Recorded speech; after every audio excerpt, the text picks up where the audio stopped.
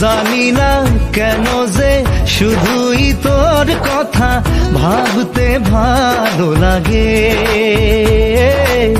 দু চোখে এত যে স্বপ্ন লুকোচুরি করিনি কেন আগে। পিয়ারে জিয়ারে আর মন না হিয়া তারে কি বলে বুঝাই, যে দেশে সে না জানা মানুষ কোনো নাই।